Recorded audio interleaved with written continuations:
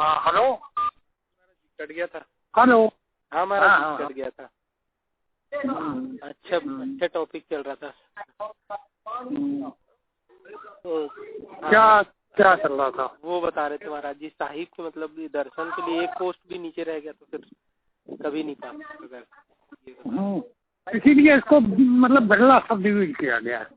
बिरला ही यहाँ तक पहुँच पाता है। तो मतलब जैसे हम लोग जैसे है तो हम लोग तो बहुत ही नीचे महाराज जी। हम लोग तो वहाँ तक पहुँचना मतलब हम लोग की तो अरे तो वही तो कह गई है कि मतलब ये कठिन है, आदमी छोड़ ही नहीं पाता। वही समझ कर ये गुरु को ये समझो। जो तुम्हें एक मैं बात बताऊं, जो कबीर ने एक मतलब परंपरा का निर्माण करने के लिए रामानंद से दीक्षा ली थी, है ना। मतलब उनको कोई दीक्षा की आवश्यकता नहीं थी, परमात्मा शक्ति से प्रकट हुई थी, लेकिन उन्होंने अपने ही रूल को निभाने के लिए ली थी। तो जब उन्हें कबीर की शक्तियां मालूम पड़ी तो उन्होंने कहा भाई हमको बताओ। तो उन्होंने कहा ये संभव नहीं है कि मतलब ये परंपरा के खिलाफ होगा कि मैं गुरु को बताऊं। तो फिर उन्होंने कहा प्रभु, वो उनको मतलब प्रभु ही उनकी शक्तियां देख चुके थे, तो उन्होंने कहा प्रभु मुझे कैसे प्राप्त होगा। तो उन्होंने कहा तुम चिंता मत करो, तुम्हारा अगला जन्म होगा उसमें मतलब मैं तुम्हें ये करूंगा। तो उनका अगला जन्म धनी धर्मदास के रूप में हुआ था। मतलब जो रामानंद ने भक्ति करी थी धनी धर्मदास के रूप में हुआ। तो फिर ये बहुत लंबी धनी धर्मदास का मान लो चरित्र तुम जानते ही होगे। हाँ जी। तो धनी धर्मदास ने बहुत कुछ किया। तो मतलब फिर जो लास्ट में उन्होंने सब पैसा अपना लुटा दिया, सब इधर साधु संतों को लुटा दिया, वैसा दान पुण्य में खर्च कर दिया, धर्म में खर्च कर दिया। लास्ट में उनके पास एक सुराही और हाथ का पंखा बचा। तो वो मतलब आओ आधी शिष्य ऐसा। हाँ आधी शिष्य। तो उन्होंने कहा तुम्हारी आस्था, यानी सब तरफ से आस्था बिल्कुल एकदम मतलब उधर ही आस्था टिक जाए तब ये चीज मिलती है। जन्म दर जन्म। अब मान लो यहाँ भी एक ऐसा नहीं करते तुम उस पर, परमात्मा पर कोई ऐसा नहीं, वो तो निर्लेप है, उसे कोई तुम्हें मतलब।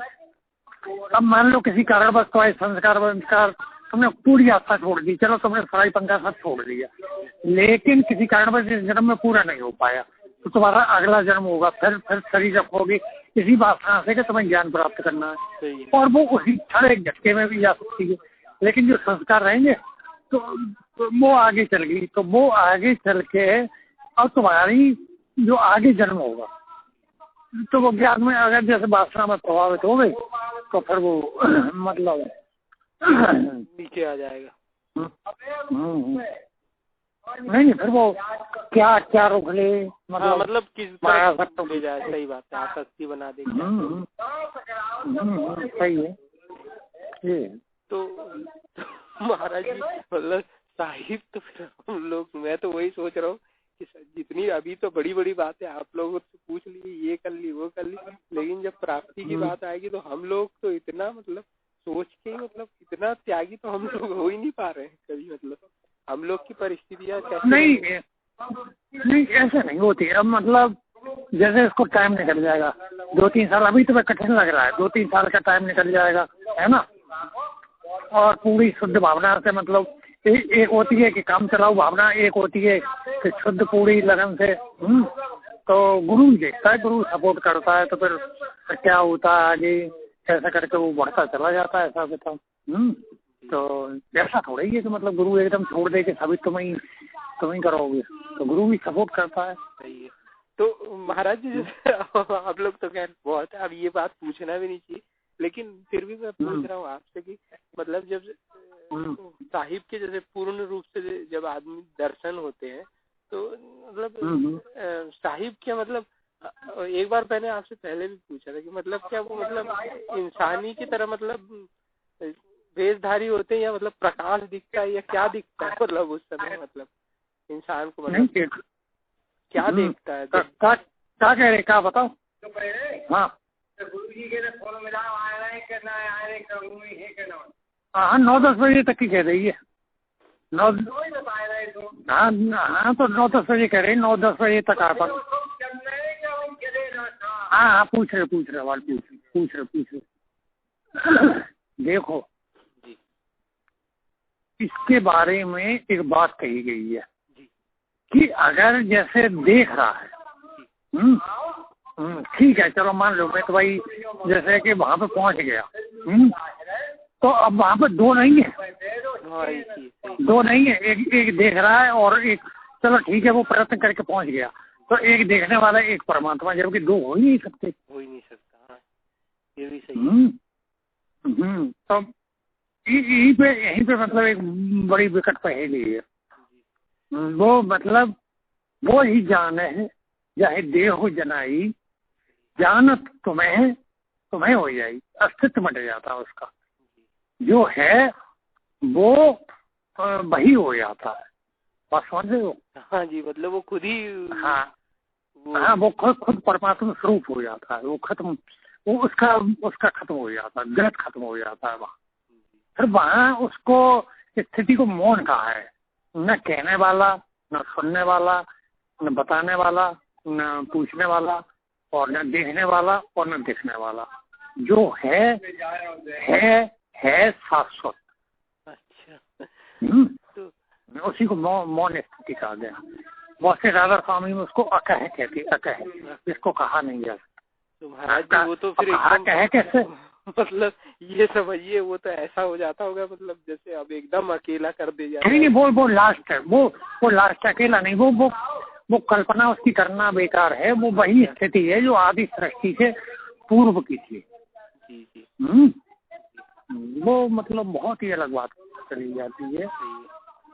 अब जैसे महाराज जी, जैसे दो लोग हैं आत्मज्ञानी, जैसे रामकृष्ण महाराज, परमहंस महाराज थे, और मतलब जैसे विवेकानंद महाराज जी थे, ठीक है। हाँ। या जैसे आप हैं या गुरुजी हैं महाराज जी, तो मतलब अब सभी तो मतलब लास्ट तक पहुंचे हुए, मतलब आप और महाराज जी भी एक ही समय में, लेकिन आप लोग हैं एक ही, मतलब उस अवस्था में तो एक ही हैं, है ना। तो मतलब फिर अलग सी तो कोई चीज फिर भी यहाँ पर अभी दो है, ये तो मतलब खेल है, मतलब ये यहाँ पे जो दो दिख रहा है। नहीं, मैं मतलब समझ नहीं पाया, थोड़ा सा समझाओ। मतलब मेरा कहने का मतलब महाराज जी जो उस अवस्था तक पहुंच गया, वो तो खुद ही निर्लेप हो गया, वो साहिबी हो गया, समझ लीजिए, वो हो गया, ठीक है। अब जैसे दो एक ही पृथ्वी पर दो परम अवस्था प्राप्त है, परमहंस है, लास्ट तक का ज्ञान प्राप्त किया, जैसे रामकृष्ण। हाँ, मैं समझ गया, अब बात को समझ गया। देखो ये होता है, मतलब ये साधु, परमहंस साधु, हंसा या परमहंस हो जावे, परम ब्रह्म परमात्मा साफ दिखलावे, ये फिर फक्कड़ वर्ती हो जाती है। यहाँ पर बहुत सी बातें हो जाती है। कौन सी? एक वो बाजी, एक ये बाजी, और को खेले दो बाजी, एक बाबाजी एक जाबाजी, और को खेले दो बाजी। हद टपे सो मानवा, बेहद टपे सो पीर, हद बेहद दोनों टपे, उसका नाम फकीर। सब है सियाने एक मत, पहुंचे का मत एक, और बीच में जो रहे उनके मते अनेक। अब मतलब यहाँ पे दो वाली बात आ रही है, दो, तो वो मतलब पासाना कि ये फिर वो खेल मतलब बन गया, खेल है। वहाँ स्थिति में भेद खत्म हो गया। ये खेल रहा है, मतलब अब ऐसे तो जैसे वो कभी शरीर रूप में प्रकट है, तो शरीर रूप में भी वो खेल रहा है, शरीर थोड़ा ही। शरीर को उसमें एक माध्यम बनाया हुआ, मतलब जो ज्ञान अज्ञान का खेल रहा है, या कुछ भी खेलूं, जो उसकी विभिन्न क्रियाएं हैं, तो वो चीज है। क्यों, जो जितने मुक्त पुरुष हुए, तो फिर ऐसे तो परमात्मा में कई कहे जाएंगे। कई जो मुक्त हुए तो फिर या तो वो बंधन में हो गए, जैसे कुछ टाइम पहले रामकृष्ण परमहंस। ये डाउट महाराज जी मेरे मन में इसलिए उठा था कि जैसे कबीर जब ऊपर गए तो हाँ, कबीर हुए, मान लो। देखो इनको मुक्त पुरुष कहा गया, मुक्त पुरुष है। अब बात समझना, मुक्त और पुरुष है। जब तुम इनकी बात करोगे तो उनको कहा जाएगा मुक्त पुरुष। और लेकिन मतलब जब इनको उस भाव में कहा जाएगा, तो अब मुक्त मतलब अब वो जब ही तो कहा जाता है कि वहाँ की बात कहने के लिए शब्दों में है ही नहीं वो। हाँ, शब्दों में वो बात कही नहीं जा सकती, शब्दों में नहीं कही जा सकती है। तो इनको मतलब समझाने के लिए मुक्त पुरुष कहा गया है। जब ये पुरुष का वो धारण कर लें और जब वो वही उस स्थिति में हो जाए जिसको ये प्राप्त हुए, तो फिर वो आपको इनको न मुक्त कहा जाएगा न पुरुष। भाई मुक्त कैसे कहा जाएगा? वो तो मुक्त है ही नहीं, है ना जी। ये मेरे मन में इसीलिए उठा था कि मतलब जैसे आपने एक ब्लॉग में लिखा था कि मीरा और ये अपने विवेकानंद महाराज आजकल दयाल क्षेत्र में निवास करते हैं ये आत्माएं। तो मेरे को ये डाउट हो गया था कि मतलब वहां जाके स्थिति मतलब ऐसे लोग में फिर इन लोगों को निवास मिलता है क्या? ये हो गया था। जैसे हम सब लोग ज्ञान होते गए तो मेरे दिमाग में हमेशा ये रहता है कि उस लोग में गए और अपनी अब मैं ये बात तो मैं कई बार बता चुका हूँ। हाँ, वो सीना के हाँ नहीं अभी मैं कह रहा था कि अगर तो उस स्थिति का जो वर्णन जैसे किया जाए तो बहुत सारी चीजें पैदा हो जाएंगी। सही बात। वो फिर समझाना इस तरीके से सरलता से समझाने के लिए ऐसा लिख दिया जाता है ना। हाँ, सही बात। उसकी अगर पूरी बात खोली जाए तो फिर वो मामला बहुत ही देखो। तो तुलसीदास ऐसा नहीं कि लिख नहीं सकते थे, तो तुलसीदास में तभी ऐसा नहीं पूरी बात लिख नहीं सकते थे, लिख सकते थे, लेकिन वो लिखते तो और ज्यादा मतलब एक उलझन पैदा हो जाती है। और लोग अर्थ का अनर्थ भी निकाल लेते हैं कई बार, ये भी। वो कुछ का कुछ वो मतलब एक पकड़ाने जैसी स्थिति हो जाती है। ज्यादा भी ठीक नहीं होता है ना। उसके बाद ऐसा है, उसके बाद ऐसा है, वो भी ठीक है। तो बहुत ज्यादा बताने से वो मतलब ठीक है, वो प्राप्त हो मतलब प्राप्त हो, समझ के चलो, तब वो चीज है, तब वो चीज। सही बात नहीं, अदरवाइज इसको तो जुबानी कह नहीं सकते महाराज। हाँ, जबकि आप बताइए। बताओ अब भाई देखो, इसमें मेन चीज ये कही जा रही है, जैसे मेन सूत्र बता दिए जाती, आत्मा में कोई आत्मा उसी तरह निर्लेप है जैसे कीचड़ में कमल, है ना।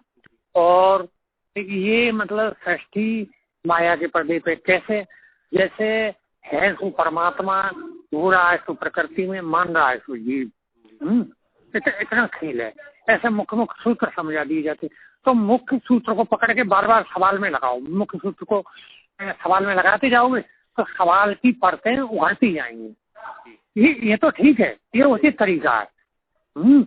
लेकिन तुम एक एक सवाल को मतलब हल करते चलो तो वो सवाल असीम है, अनंत है, खत्म नहीं होंगे। हाँ, सही है, सही बात सही है कि नहीं? हाँ जी, सही है भाई। जिज्ञासाएं प्रश्न मैं एक कर दूंगा, बनते चले जाएंगे, क्योंकि तुम उस स्थिति को जानते तो हो नहीं। जानते नहीं है, सही बात है, सही जो है।